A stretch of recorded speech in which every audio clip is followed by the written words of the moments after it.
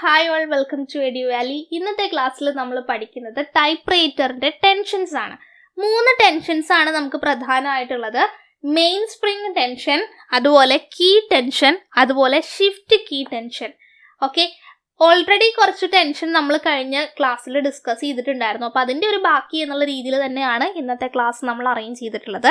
അപ്പോൾ ഒരു ടൈപ്പ്റൈറ്ററിനകത്തെ പ്രധാനപ്പെട്ട ടെൻഷൻസ് ഏതൊക്കെയാണെന്ന് ചോദിച്ചു കഴിഞ്ഞാൽ main spring tension, key tension, അതുപോലെ shift key tension.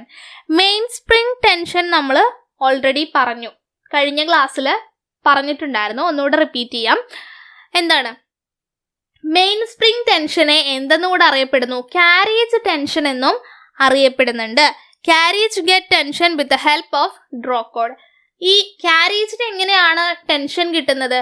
Main spring ആണ് ഡ്രോ കോഡ് വഴി കാരേജിലേക്ക് ടെൻഷൻ കൊടുക്കുന്നത്. So it causes the movement of carriage from right to left. അപ്പം അങ്ങനെ ഉണ്ടാവുന്ന ടെൻഷൻ കൊണ്ടാണ് കാരേജ് എങ്ങോട്ട് മൂവ് ചെയ്യുന്നത്? റൈറ്റിൽ നിന്നും ലെഫ്റ്റിലേക്ക് മൂവ് ചെയ്യുന്നത്.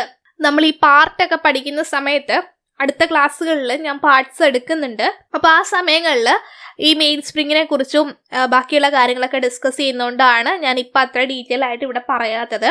അപ്പൊ ഇന്ന് ഇവിടെ ടെൻഷൻ മാത്രമാണ് പറയുന്നുള്ളൂ. കാരേജിന് ടെൻഷൻ കിട്ടുന്നത് ഡ്രോ കോഡ് വഴിയാണ്. ആ ഡ്രോ കോഡിലുള്ള ടെൻഷനാണ് കാരേജിനെ റൈറ്റിൽ നിന്നും ലെഫ്റ്റിലേക്ക് ഒരു പുഷ് കൊടുക്കുന്നത്, അങ്ങോട്ട് മൂവ് ചെയ്യാനായിട്ടുള്ള ഒരു ഫോഴ്സ് കൊടുക്കുന്നത് ഡ്രോ കോഡിലുള്ള ആ ടെൻഷനാണ്. ആൻഡ് ഡ്രോ കോഡിന് ആ ടെൻഷൻ എവിടുന്നാണ് കിട്ടുന്നത്? മെയിൻ സ്പ്രിങ്ങിൽ നിന്നാണ്. അപ്പൊ മെയിൻ സ്പ്രിങ് ടെൻഷനെ നമ്മൾ എന്തെന്ന് പറയുന്നു? കാരേജ് ടെൻഷൻ എന്നും കൂടെ പറയുന്നു. ഇനി ടൈപ്പ്റൈറ്ററിനകത്ത് ദ മോസ്റ്റ് അൾട്ടിമേറ്റ് ടെൻഷൻ ഏത്, അല്ലെങ്കിൽ ദ മോസ്റ്റ് ഇമ്പോർട്ടന്റ് ടെൻഷൻ ഏതാ, അല്ലെങ്കിൽ ദ മോസ്റ്റ് സുപ്രീം ടെൻഷൻ ഏതാന്നൊക്കെ ചോദിച്ചു കഴിഞ്ഞാൽ അത് മെയിൻ സ്പ്രിംഗ് ടെൻഷൻ ആണ്. ഇൻ കേസ് നിങ്ങൾക്ക് ഇതിന്റെ ഉത്തരം അറിയില്ല എന്നുണ്ടെങ്കിലും ഒന്ന് ആലോചിച്ച് നോക്കിയേ. ടൈപ്പ്റൈറ്ററിന്റെ ഹൃദയം എന്നറിയപ്പെടുന്നത് മെയിൻ സ്പ്രിംഗ് ആണ് അല്ലെ? അപ്പോൾ അവിടെ ഉണ്ടാവുന്ന ടെൻഷൻ ആയിരിക്കും ആ ഒരു ടൈപ്പ്റൈറ്ററിന്റെ പ്രവർത്തനത്തെ വ്യക്തമായിട്ട് ബാധിക്കുന്നത്. അപ്പൊ അങ്ങനെ ആലോചിച്ചാൽ മതി.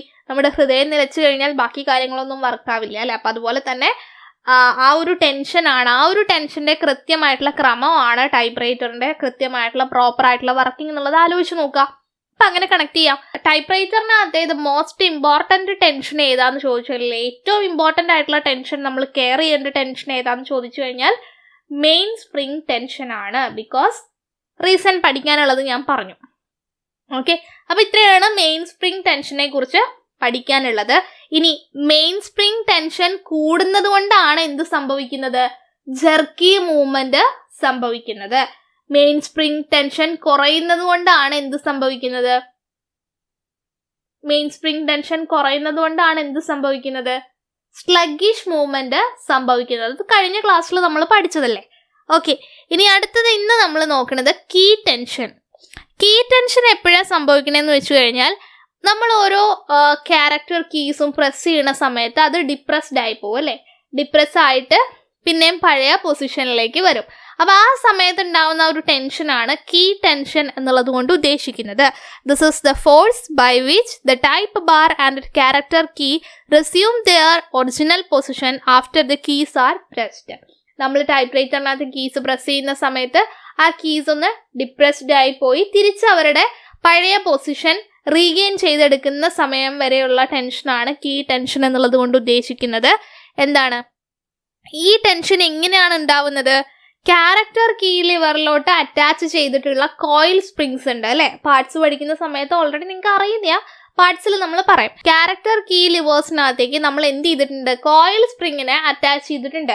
അപ്പൊ അത് കാരണമാണ് സ്പ്രിങ്ങിന്റെ ടെൻഷൻ അറിയാലോ, സ്പ്രിങ്ങിന് എങ്ങനെ വർക്ക് ആവുന്നത് നമ്മൾ ഫിസിക്സിൽ പഠിച്ചിട്ടുണ്ടല്ലോ. ആ ഒരു കാര്യം കൊണ്ടാണ് എന്ത് കിട്ടുന്നത്?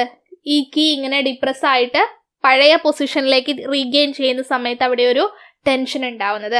ഇത് സ്റ്റേറ്റ്മെന്റ് ക്വസ്റ്റ്യന്റെ സാധ്യത കണക്കിലെടുത്തുകൊണ്ടാണ് എന്തുകൊണ്ടാണ് എന്നുള്ള കാരണം വരെ ഞാനിവിടെ പറഞ്ഞിട്ടുള്ളത് കേട്ടോ. It is due to the force of അല്ലെങ്കിൽ action of coiled spring attached to the character key lever എന്നുള്ള ആ ഒരു സെന്റൻസ് കൃത്യമായിട്ട് മനസ്സിലാക്കി വെക്കുക. അതാണ് കീ ടെൻഷനെ കുറിച്ച് പറയാനുള്ളത്.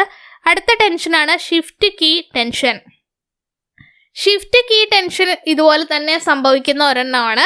This tension brings the segment in case of segment shift machine or the carriage the shift machines to the original place after giving capital impressions and also firmly holding segment to the carriage. ഇതുപോലെ തന്നെയാണ് നമ്മൾ shift key നമ്മൾ press ചെയ്ത് പിടിക്കുമല്ലോ. Shift key എന്തിനാ ഉപയോഗിക്കണേ? Occasionally capital letters കിട്ടുന്നതിന് വേണ്ടിയിട്ടാണ്. അപ്പം നമ്മൾ അത് പ്രസ് ചെയ്ത് പിടിക്കുന്നിടം വരെ അവിടെ ഒരു ടെൻഷൻ ഉണ്ട്. അപ്പം അതിനെയാണ് ഷിഫ്റ്റ് കീ ടെൻഷൻ എന്നുള്ളത് കൊണ്ട് റെപ്രസെന്റ് ചെയ്യുന്നത്. അപ്പോൾ ഇന്നത്തെ ക്ലാസ്സിൽ നമ്മൾ ടൈപ്പ് റൈറ്ററിനകത്തെ ടെൻഷൻസിനെ കുറിച്ചാണ് പറഞ്ഞത്. പ്രധാനപ്പെട്ട ടൈപ്പ് റൈറ്റർ ടെൻഷൻ എന്ന് പറയുന്നത് മെയിൻ സ്പ്രിംഗ് ടെൻഷനാണ്. പിന്നെയുള്ള 2 ടെൻഷൻ എന്ന് പറയുന്നത് എന്താ? കീ ടെൻഷനും ഷിഫ്റ്റ് കീ ടെൻഷനും. രണ്ടും എന്താണ്? കീസ് ഡിപ്രസ്ഡ് ആയിട്ട് പിന്നെയും പഴയ പൊസിഷനിലേക്ക് റീഗെയിൻ ചെയ്യുന്ന സമയം വരെ ഉണ്ടാവുന്ന ടെൻഷനാണ്. Okay, clear? അത് ഓർത്ത് വെക്കുക. നിങ്ങൾക്ക് വേണമെങ്കിൽ എന്നെ നോട്ടൊക്കെ എഴുതിയെടുക്കാം കേട്ടോ. ഓക്കെ, അപ്പോൾ അടുത്ത ക്ലാസ്സിൽ നമ്മൾ പാർട്സ് തുടങ്ങുവാണ്. ഓക്കെ, ആദ്യം നമ്മൾ പഠിക്കുന്നത് ക്യാരേജുമായി ബന്ധപ്പെട്ട പാർട്സുമാണ്. ഓക്കെ, അപ്പോൾ ഇതുവരെയുള്ള ഭാഗങ്ങളിൽ എന്തെങ്കിലും ഡൗട്ടോ അങ്ങനെ കാര്യങ്ങളൊക്കെ ഉണ്ടെന്നുണ്ടെങ്കിൽ ചോദിക്കുക. ഓക്കെ, അപ്പോൾ ഫൈൻ, താങ്ക് യു.